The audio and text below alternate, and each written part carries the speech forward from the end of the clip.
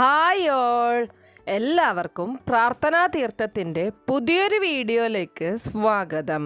പാർവതി പരമേശ്വരന്മാരുടെ പുത്രനായ സുബ്രഹ്മണ്യ സ്വാമിക്ക് ഏറ്റവും പ്രാധാന്യമുള്ള ദിനമാണ് എല്ലാ മാസത്തിലെയും ഷഷ്ഠി ദിനം. അന്നേ ദിവസം സുബ്രഹ്മണ്യ ക്ഷേത്ര ദർശനം നടത്തുന്നതും സുബ്രഹ്മണ്യ പ്രീതികരമായ മന്ത്രങ്ങൾ ജപിക്കുന്നതും ഉദ്ദിഷ്ട ഫലദായകമാണ്. കുമാരസൂക്ത പുഷ്പാഞ്ജലി, നാരങ്ങമാല എന്നിവ വഴിപാടായി സമർപ്പിക്കുന്നതും ഉത്തമമാണ്. ഇന്നത്തെ നമ്മുടെ വീഡിയോ മീനമാസത്തിലെ ഷഷ്ഠിയെക്കുറിച്ചാണ്. ഏപ്രിൽ 3-ാം തീയതി വ്യാഴാഴ്ചയാണ് മീനമാസത്തിലെ ഷഷ്ഠി വരുന്നത്. അതായത് നാളെയാണ് മീനമാസത്തിലെ ഷഷ്ഠി. ഈ തവണത്തെ ഷഷ്ഠി വരുന്നത് വ്യാഴാഴ്ചയാണ്.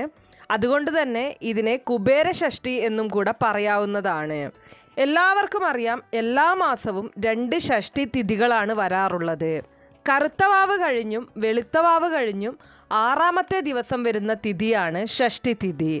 ഇതിൽ കറുത്തവാവ് കഴിഞ്ഞ് 6-ാം ദിവസം വരുന്ന ഷഷ്ഠി തിഥിയിലാണ് ഷഷ്ഠി വ്രതം അനുഷ്ഠിക്കാറുള്ളത്. വർഷത്തിൽ വരുന്ന 12 ഷഷ്ഠികൾക്കും ഓരോ മാസത്തെ ഷഷ്ഠിക്കും ഓരോ ഐതിഹ്യവും ഓരോ ഫലങ്ങളും പറയുന്നുണ്ട്. മീനമാസത്തിൽ വരുന്ന ഷഷ്ഠി തിഥിയിൽ നമ്മൾ ശിവഭഗവാനെയും സ്കന്ദനെയും ഒരുമിച്ച് പ്രാർത്ഥിച്ചാൽ കൈലാസത്തിൽ എത്തിച്ചേരാൻ സാധിക്കും എന്നതാണ് ഫലം. നമ്മൾ കേട്ടിട്ടുള്ളത് അല്ലെങ്കിൽ നമ്മൾ എടുക്കുന്നതിൽ ഏറ്റവും പ്രധാനപ്പെട്ട വ്രതങ്ങളിൽ ഒന്നാണ് ഷഷ്ഠി വ്രതം.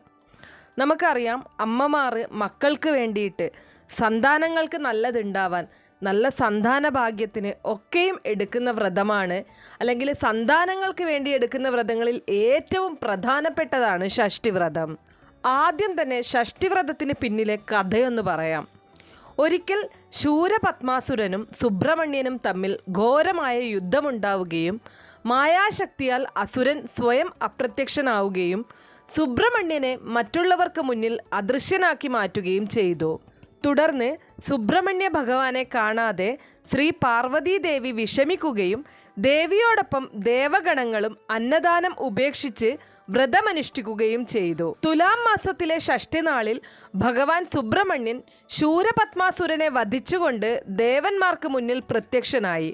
തുടർന്ന് ശത്രു നശിച്ചതു കണ്ടപ്പോൾ എല്ലാവരും ഷഷ്ഠി നാളിൽ ഉച്ചയ്ക്ക് വ്രതം അവസാനിപ്പിച്ച് വയറു നിറയെ ആഹാരം കഴിക്കുകയും ചെയ്തു. ഇതാണ് ഷഷ്ഠിവ്രതത്തെ സംബന്ധിച്ച് ഹൈന്ദവ വിശ്വാസപ്രകാരം പ്രചാരത്തിലിരുന്ന ഒരു പുരാണ കഥ. കൂടാതെ ഒരിക്കൽ പ്രണവത്തിൻ്റെ അർത്ഥം അറിയണം എന്നാവശ്യപ്പെട്ട് സുബ്രഹ്മണ്യൻ ബ്രഹ്മാവിനെ തടഞ്ഞു നിർത്തി. എന്നാൽ എന്നും ഞാൻ ബ്രഹ്മമാകുന്നു എന്ന ബ്രഹ്മാവിൻ്റെ മറുപടിയിൽ തൃപ്തി ലഭിക്കാതെ സുബ്രഹ്മണ്യൻ കയറുകൊണ്ട് ബ്രഹ്മാവിനെ വരിഞ്ഞുകെട്ടി. ഒടുവിൽ ശ്രീപരമേശ്വരൻ നേരിട്ടെത്തി കാര്യങ്ങൾ ചോദിച്ചറിയുകയും ബാലസുബ്രഹ്മണ്യന് ഭഗവാൻ ബ്രഹ്മരഹസ്യം പറഞ്ഞു മനസ്സിലാക്കി കൊടുക്കുകയും ചെയ്തു. തുടർന്ന് തൻ്റെ തെറ്റ് സ്വയം ബോധ്യപ്പെട്ട സുബ്രഹ്മണ്യൻ പരിഹാരപൂർണം സ്വയം സർപ്പവേഷം പൂണ്ടുകൊണ്ട് നടക്കുകയും ചെയ്തു. പുത്രൻ്റെ സർപ്പരൂപം കണ്ട പാർവതീദേവി പതിയുടെ നിർദ്ദേശപ്രകാരം ഷഷ്ഠിവ്രതം അനുഷ്ഠിക്കുകയും വൈരൂപ്യം മാറുകയും ചെയ്തു.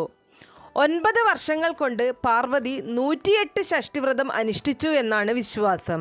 വിധിപ്രകാരമുള്ള സുബ്രഹ്മണ്യ പൂജയും ഷഷ്ഠിവ്രതവുമാണ് ഉദ്ദിഷ്ടകാര്യ സിദ്ധിക്ക് വേണ്ടി അനുഷ്ഠിക്കേണ്ടത്. ഷഷ്ഠിവ്രതത്തിൻ്റെ നാളുകളിൽ അതിരാവിലെ എഴുന്നേറ്റ് കുളിച്ച് സുബ്രഹ്മണ്യ ക്ഷേത്ര ദർശനം നടത്തുന്നതും പൂജ നടത്തുന്നതും ഉത്തമമാണ്. സന്താന സൗഖ്യം, സർപ്പദോഷശാന്തി, ത്വക്ക് രോഗശാന്തി എന്നിവയ്ക്കും ഷഷ്ഠിവ്രതം അനുഷ്ഠിക്കാം. വ്രതത്തിൻ്റെ തലേ ദിവസം ഒരിക്കൽ എടുക്കണം. അതായത് ഒരു നേരം മാത്രമേ ഭക്ഷണം പാടുള്ളൂ. കൂടാതെ വ്രതം അനുഷ്ഠിക്കുന്നവർ കഴിവതും നല്ല കാര്യങ്ങൾ മാത്രം ചിന്തിക്കുകയും പറയുകയും വേണം.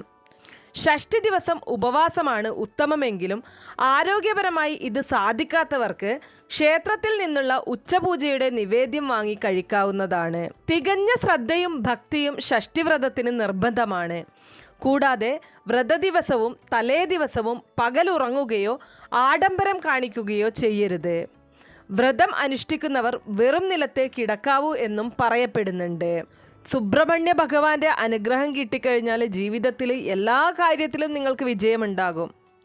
നമ്മൾ ജീവിക്കുന്നത് തന്നെ നമ്മുടെ മക്കൾക്ക് നല്ലതുണ്ടാവാനും മക്കൾ നല്ല രീതിയിലാവണേ എന്ന് പ്രാർത്ഥിച്ചുകൊണ്ടാണ്. അപ്പോൾ മക്കൾക്കായിട്ട് അമ്മമാർക്ക് എടുക്കാൻ സാധിക്കുന്ന ഏറ്റവും ഉത്തമമായ ഒരു വ്രതം കൂടിയാണ് ഇത് എന്നത് മനസ്സിലാക്കുക. ഇനി നിങ്ങൾക്ക് വ്രതമെടുക്കാൻ സാധിക്കുന്നില്ല എന്നുണ്ടെങ്കിൽ അന്നേ ദിവസം അതിരാവിലെ ബ്രഹ്മമുഹൂർത്തത്തിൽ എഴുന്നേൽക്കുക, കുളിച്ച് ശുദ്ധിയായി അടുത്തുള്ള ക്ഷേത്ര ദർശനം, സുബ്രഹ്മണ്യ ക്ഷേത്രം ഉണ്ടെങ്കിൽ ആ ഒരു ക്ഷേത്ര ദർശനം നടത്തുന്നത് വളരെ നല്ലതാണ്. വീട്ടിൽ നിലവിളക്ക് തെളിയിച്ച് വെച്ചുകൊണ്ട് ഷൺമുഖ മന്ത്രം ജപിക്കുന്നതും ഏറെ നല്ലതാണ്. അപ്പോൾ വ്രതമെടുക്കാൻ സാധിക്കാത്തവർ ഇങ്ങനെ നിലവിളക്ക് തെളിയിച്ച് വെച്ച് ഈ ഒരു ഷൺമുഖ മന്ത്രം ജപിക്കാനായിട്ട് ശ്രമിക്കുക. ഈ മന്ത്രം ഞാനിവിടെ സ്ക്രീനിൽ കൊടുക്കുന്നതായിരിക്കും. അറിയാത്തവരുണ്ടെങ്കിൽ അത് നോക്കി ചൊല്ലാവുന്നതാണ്.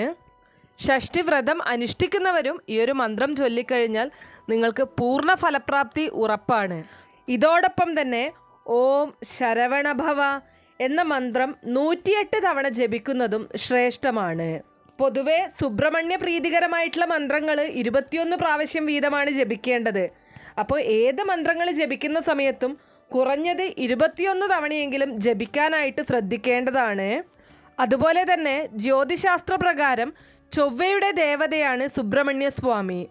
സുബ്രഹ്മണ്യ ഗായത്രി ഭക്തിയോടെ ജപിച്ചാൽ ചൊവ്വയുടെ ദോഷഫലങ്ങൾ കുറയ്ക്കാനായിട്ട് സാധിക്കും. വ്രതമനുഷ്ഠിക്കുന്ന ദിവസം പകലുറക്കം പാടില്ല. അതെല്ലാവർക്കും അറിയാവുന്ന കാര്യമാണ്. ഏതൊരു വ്രതം അനുഷ്ഠിക്കുമ്പോഴായാലും പകൽ സമയങ്ങളിൽ ഉറങ്ങാൻ പാടില്ല. അതോടൊപ്പം തന്നെ വൈകുന്നേരം വീണ്ടും ക്ഷേത്ര ദർശനം നടത്തണം. രാത്രി ഭക്ഷണം സന്ധ്യയോടെ പൂർത്തിയാക്കുകയും ചെയ്യണം. ഇനി ഷഷ്ഠി തിഥിയുടെ സമയമൊന്ന് പറയാം. ഏപ്രിൽ 2 രാത്രി 11:50 മുതൽ ഏപ്രിൽ 3 രാത്രി 9:41 വരെയാണ് തിഥി സമയം വരുന്നത്. ഞാൻ ഈ പറഞ്ഞതുപോലെ തന്നെ പൂർണ്ണ വിശ്വാസത്തോടെ, പൂർണ്ണമായിട്ടുള്ള പ്രാർത്ഥനയോടെ, പൂർണ്ണ ഭക്തിയോടെ മാത്രമേ ഈ ഒരു വ്രതം അനുഷ്ഠിക്കാൻ പാടുള്ളൂ. ഒരുപാട് ആൾക്കാർക്ക് ഫലം ലഭിച്ചിട്ടുള്ള ഒരു പ്രാർത്ഥന അല്ലെങ്കിൽ ഒരു വ്രതമാണ് ഷഷ്ഠിവ്രതം എന്ന് പറയുന്നത്. ഇന്നേ ദിവസം നമ്മൾ ചെയ്യുന്ന പൂജകൾക്കും അതുപോലെ തന്നെ പ്രാർത്ഥനകൾക്കുമൊക്കെ വളരെ നല്ല ഫലം തന്നെ ഭഗവാൻ തരും. അപ്പോൾ ഇത്രയേ ഉള്ളൂ ഇന്നത്തെ വീഡിയോ കുറച്ച് പേർക്കെങ്കിലും ഉപകാരപ്രദമായി കാണും എന്ന് വിശ്വസിക്കുന്നു. സാധിക്കുന്ന എല്ലാവരും തന്നെ നാളെ വ്രതം അനുഷ്ഠിക്കാൻ ശ്രമിക്കുക. ഇന്ന് രാത്രി അരിയാഹാരം കഴിക്കാൻ പാടുള്ളതല്ല. ഞാൻ ഈ പറഞ്ഞതുപോലെ ആരോഗ്യപരമായിട്ടുള്ള എന്തെങ്കിലും പ്രശ്നങ്ങൾ നേരിടുന്നവർ ആ രീതിയിൽ അവരുടെ ആരോഗ്യത്തിന് മുൻഗണന നൽകിക്കൊണ്ട് വേണം വ്രതാനുഷ്ഠാനങ്ങൾ നടത്താനായിട്ട്. എല്ലാ ഭക്തർക്കും സുബ്രഹ്മണ്യ സ്വാമിയുടെ അനുഗ്രഹം ലഭിക്കട്ടെ എന്ന് ആത്മാർത്ഥമായിട്ട് പ്രാർത്ഥിക്കുകയാണ്. അപ്പോൾ ഇങ്ങനെയുള്ള വീഡിയോസ് ഇഷ്ടപ്പെടുന്ന ആളാണ് നിങ്ങൾ എന്നുണ്ടെങ്കിൽ തീർച്ചയായിട്ടും നമ്മുടെ ചാനലൊന്ന് സബ്സ്ക്രൈബ് ചെയ്യുക. തൊട്ടടുത്ത് തന്നെ ഒരു കുഞ്ഞു ബെല്ലൈക്കൺ ഉണ്ട്, അതുകൂടെ ഒന്ന് പ്രസ് ചെയ്യുക. അതിൽ ഓൾ എന്നുള്ള ഓപ്ഷൻ സെലക്ട് ചെയ്ത് കഴിഞ്ഞാൽ എൻ്റെ എല്ലാ വീഡിയോസിനും നിങ്ങൾക്ക് നോട്ടിഫിക്കേഷൻ കിട്ടുന്നതായിരിക്കും. അതോടൊപ്പം തന്നെ നിങ്ങൾക്ക് എന്തെങ്കിലും തരത്തിലുള്ള സംശയങ്ങളോ അഭിപ്രായങ്ങളോ നിർദ്ദേശങ്ങളോ ഉണ്ടെങ്കിൽ കമൻറ്റ് ബോക്സ് വഴി ഇൻഫോം ചെയ്യാവുന്നതാണ്. നന്ദി.